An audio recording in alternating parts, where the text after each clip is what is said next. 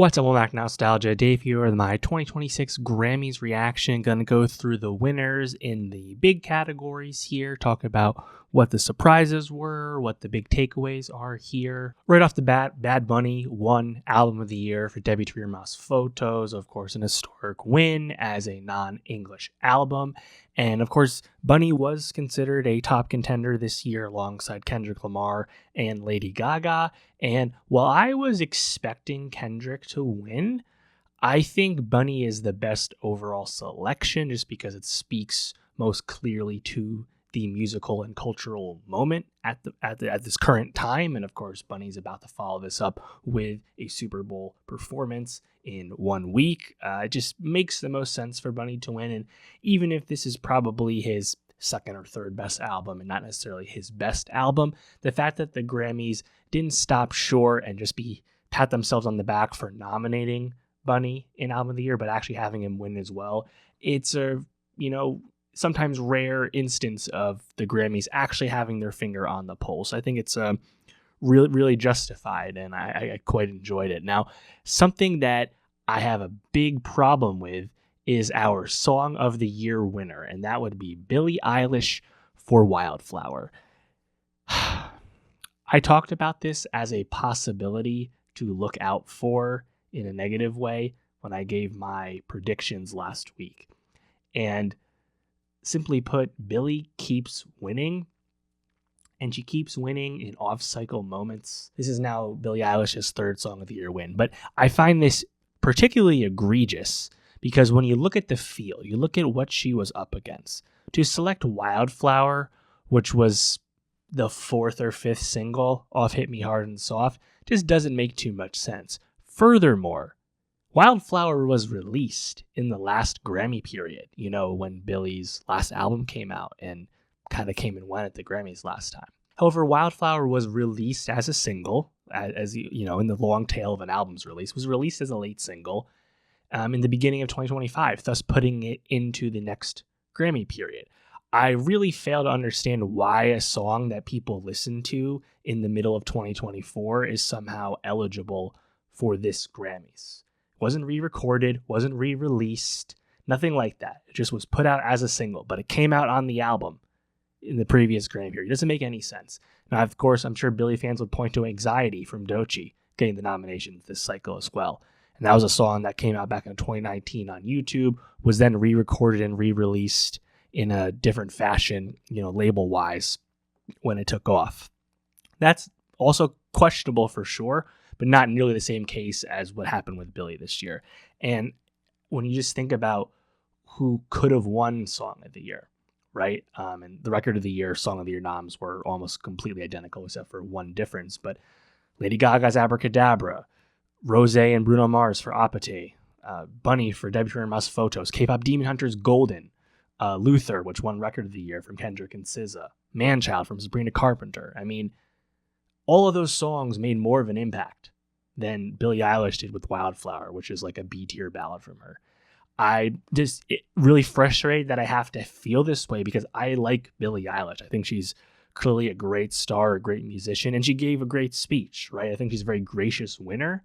On the other hand, her team keeps submitting her for these categories, But yeah, I don't want to be rooting against Billie Eilish the way I am, but I'm really sick of a lot of these lesser songs of hers winning big four Grammys. It just doesn't make a lot of sense to me.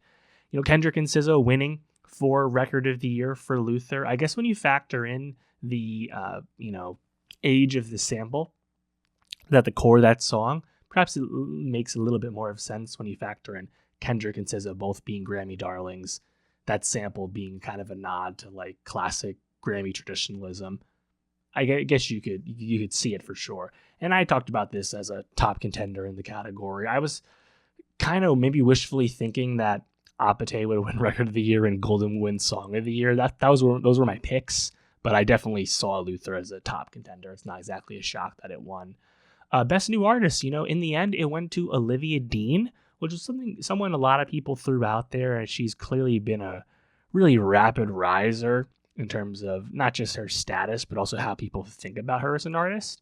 And I picked Leon Thomas because he was also nominated for Album of the Year for Mutt, and the only person in this field to claim that, of course. But the Grammys do like to spread the wealth. It does not necessarily trickle down to smaller categories, historically. So not a surprise that Olivia Dean did end up winning. And one of the people she beat out for Best New Artist, Lola Young, perhaps surprisingly, won Best Pop Solo Performance for Messy, beating out Man-Child and Disease from Lady Gaga, Daisies from Bieber, and The Subway from Chappell Roan. Pretty cool, pretty surprising. The other pop performance category, pop duo group performance, went to Defying Gravity from Cynthia Erivo and Ariana Grande. Speaks to the frustratingly long tail that the Grammy period often has, where we're now past already the second Wicked movie being not nearly as well received as the first one, and then we're nominating a song for the first movie and having it win. It just takes a while to get there.